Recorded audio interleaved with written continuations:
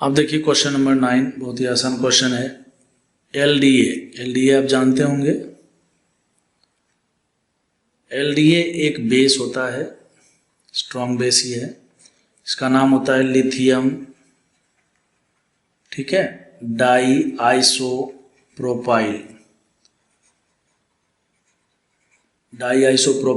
Amy. Structure कैसा होता है इसका?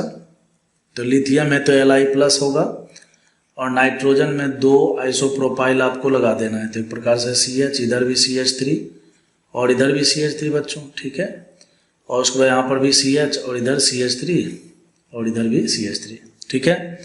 और लिथियम के साथ आयनिक बॉन्ड है तो यहाँ पर जो है निगेटिव चार्ज और लिथियम पर पॉजिटिव चार्ज, इस तरह से ये हो गया। तो ये एक स्ट्रॉन्ग बेस है, बस आपको ये ध्यान रखना है।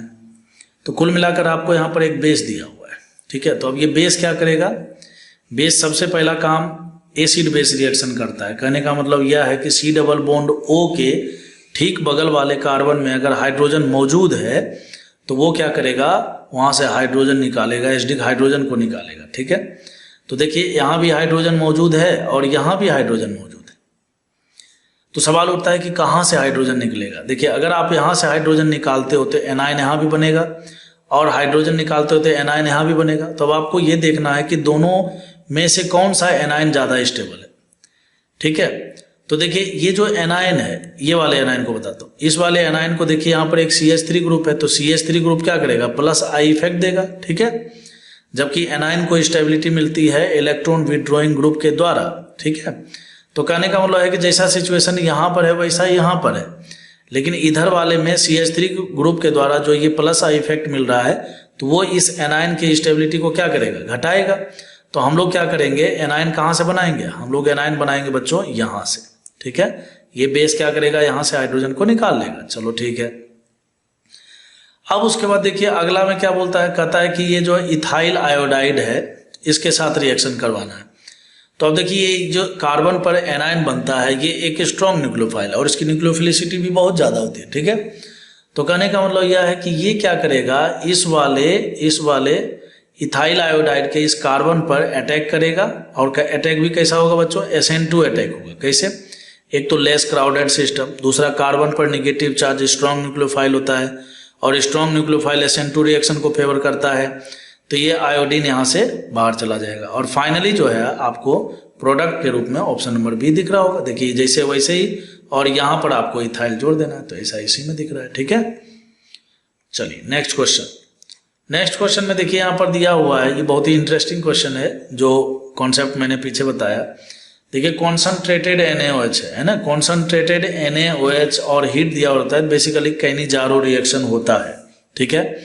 लेकिन बहुत बार ऐसा सिचुएशन आने वाला है जहाँ पर क्या है कि कॉन्सनट्रेटेड वगैरह कुछ भी नहीं लिखा होता, केवल NaOH लिख देगा, बेस लिख देगा। समझ के बात को? आपको खुद ही अनुमान लगाना होगा कि एल्डोल होने वाला है कि कैनिजारो होने वाला है। यहाँ पर देखिए CHO है, CHO के ठीक बगल में देखिए कार्बन, क्या कोई कार्बन ऐसा है ना जो sp3 हाइब्रिडाइज्ड है और उसके पास हाइड्रोजन मौजूद है? तो नहीं, सारे के सारे कार्बन जो है sp2 वाले। समझ के बात को? अच्छा, तो फिर क्या करें, तो नहीं हो पाएगा, है ना। तो इस वाले CHO में देखेंगे सिमेट्रिक सिचुएशन है, कुछ नहीं कर सकते। तो अब हमें करना क्या है यहाँ पर, ठीक है। कहने का मतलब है कि एल्डोल रिएक्शन तभी होता है जब अल्फा पोजीशन पर क्या हो मौजूद, हाइड्रोजन मौजूद हो, ठीक है। अल्फा कार्बन के ठीक बगल वाले कार्बन के पास अल्फा हाइड्रोजन मौजूद हो, लेकिन यहाँ पर ऐसा कुछ भी नहीं दिया हुआ। तो कैनिजारो रिएक्शन में क्या होता है बच्चों, यहाँ से आपको क्या करना है, ये जो हाइड्रोजन है, ठीक है, इस ये OH- क्या करेगा, इस वाले कार्बोनिल पर अटैक करेगा, ठीक है। तो जब ये अटैक करेगा इस पर तो ये देखिए यहाँ से क्या हो जाएगा, ये C डबल बॉन्ड O ऐसे खुल जाएगा।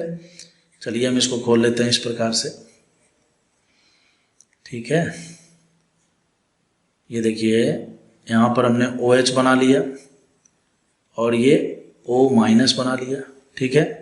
और यहाँ पर हाइड्रोजन है। अब उसके बाद देखिए यहाँ पर क्या होने वाला है, CH डबल बॉन्ड O।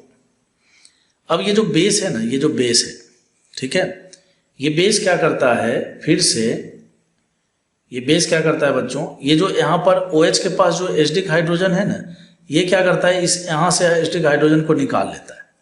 तो जैसे ही इस एसिडिक हाइड्रोजन को निकालेगा तो ये यहाँ पर क्या बनाएगा, एनायन बनाएगा कि नहीं। अब हम जानते हैं कि एनायनिक ऑक्सीजन जो होता है वो लेस स्टेबल होता है। एनायनिक ऑक्सीजन जो है वो लेस स्टेबल होता है विद रिस्पेक्ट टू न्यूट्रल, तो ये अपने आप को न्यूट्रलाइज करना पड़े चाहेगा, पहला नंबर। दूसरा नंबर, डबल बॉन्ड का स्ट्रेंथ भी ज़्यादा होता है। तो पहले ये डबल बॉन्ड में था, अब ये सिंगल बॉन्ड में कन्वर्ट हो गया है, तो ये अब अपने आप को डबल बॉन्ड में कन्वर्ट करेगा। जैसे ही डबल बॉन्ड में कन्वर्ट करेगा तो देखिए ये O- एक अच्छा न्यूक्लियोफाइल तो है नहीं, ठीक है। तो बेसिकली जैसे ही ये O- का प्रेशर करने का मतलब ये वाला जो इलेक्ट्रॉन है, ये इलेक्ट्रॉन के द्वारा जैसे ही डबल बॉन्ड बनता है, तो यहाँ 5 बॉन्ड तो बन नहीं सकता है, तो ये वाला हाइड्रोजन जो है ना यहाँ से बाहर आ जाता है। समझ के बात को। और बाहर आता है किस फॉर्म में, H- के फॉर्म में। अब ये H- as a nucleophile, H- जो है एज ए न्यूक्लियोफाइल क्या करता है, इस वाले कार्बन पर अटैक मारता है। समझ के बात को। और अटैक मारेगा तो देखिए यहाँ से खुल जाएगा। तो फाइनली अगर आप इसको देखें, ठीक है बच्चों, तो ये आपको जो है ना, ये ऐसा दिखेगा आपको, C+O में कन्वर्ट हो ही गया है, O- में भी कन्वर्ट हो गया है। फिर उसके बाद देखिए यहाँ पर जो है ये CH2 में कन्वर्ट हो गया। क्यों? क्योंकि एक हाइड्रोजन ने अटैक किया। और फिर O- और ये बेस ने देखिए हाइड्रोजन निकाला था ही, ठीक है। तो यहाँ पर जो है हाइड्रोजन तो मौजूद है ही, तो ये हाइड्रोजन इसको मिल जाएगा और ये CH2OH में कन्वर्ट हो जाएगा। तो कहने का मतलब है कि फाइनली अगर आप देखें तो आपको जो है आंसर के रूप में दिखेगा ऑप्शन नंबर C, ठीक है।